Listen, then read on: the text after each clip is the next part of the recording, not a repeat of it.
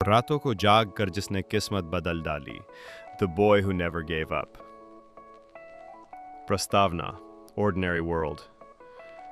मौजूदा भारत के एक व्यस्त शहर में, जहां ऊंची इमारतें गरीब बस्तियों की छतों को ढक लेती थीं, वहीं एक छोटी सी झुग्गी में रहता था आरव। उसकी उम्र महज 15 साल थी, लेकिन जिम्मेदारियों ने उसे वक्त से पहले बड़ा बना दिया था। उसके पिता सब्जी बेचते थे और माँ दूसरों के घरों में बर्तन मांजती थी। आरव का सपना था एक आईएएस अफसर बनना, लेकिन उसके लिए जिंदगी किसी लड़ाई से कम नहीं थी। बुलावा, कॉल टू एडवेंचर। एक दिन स्कूल में एक गेस्ट लेक्चर हुआ। बोलने आए थे एक आईएएस ऑफिसर, जिन्होंने गरीबी से निकलकर ऊंचाइयां पाई थीं।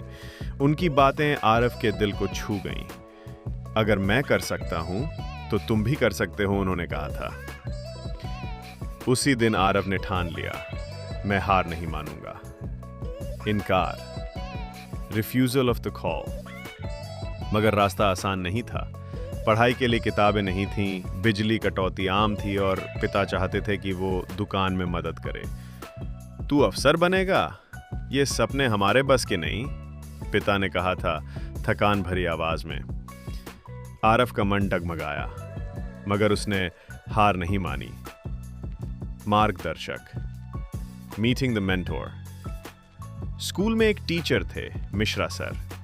उन्होंने आरव की लगन देखी और कहा, अगर सच में पढ़ना चाहता है तो मैं तेरी मदद करूंगा, लेकिन मेहनत तेरी होगी। उन्होंने पुरानी किताबें दी और हर संडे एक्स्ट्रा क्लास लेने लगे। सीमा की ओर पहला कदम, क्रॉसिंग द थ्रेशहोल्ड। अब आरव की जिंदगी बदल गई थी। दिन में सब्जी बेचने में मदद और रात में 3-4 घंटे पढ़ाई।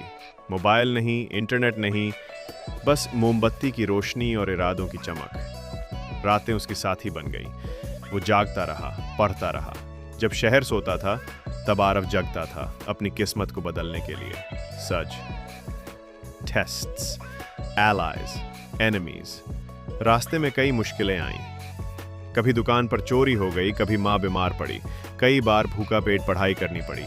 स्कूल के लड़के उसका मजाक उड़ाते, आईएएस बनोगे, पहले ढंग की शर्ट तो पहन लो। मगर आरव जानता था ये सब परीक्षा हैं। वो डगमगाया नहीं। Tests, approach to the inmost cave. 12वीं के बाद आरव ने दिल्ली की एक कोचिंग में स्कॉलरशिप के लिए आवेदन किया। इंटरव्यू में इनएप्लेस किया। इंटरव्यू में उसने अपनी पूरी कहानी सुनाई। मैं सिर्फ एक गरीब सब्जी वाले का बेटा नहीं हूँ, मैं वो लड़का हूँ जो रातों को जागता है क्योंकि मुझे हार मंजूर नहीं। उसका चयन हो गया। एनीस्टॉक इंगालमी। वाह, अब असली जंग थी। यूपीएससी की तैयारी। दिल्ली की ठंडी रातें, नए माहौल का तनाव और कभी कभी मन में डर, क्या मैं कर पाऊंगा? मगर आरव की आंखों में अपने माँ बाप का सपना था। वो रोज 12-14 घंटे पढ़ाई करता, रात 2 बजे तक नोट्स बनाता और सुबह 6 बजे फिर उठ जाता। उसके कमरे की दीवार पर एक पंक्ति चिपकी थी, थक जाओ तो थोड़ा रुक जाना, लेकिन हार मत मानना। एनी सॉन्ग किंगा परहिकोज रिवॉर्ड।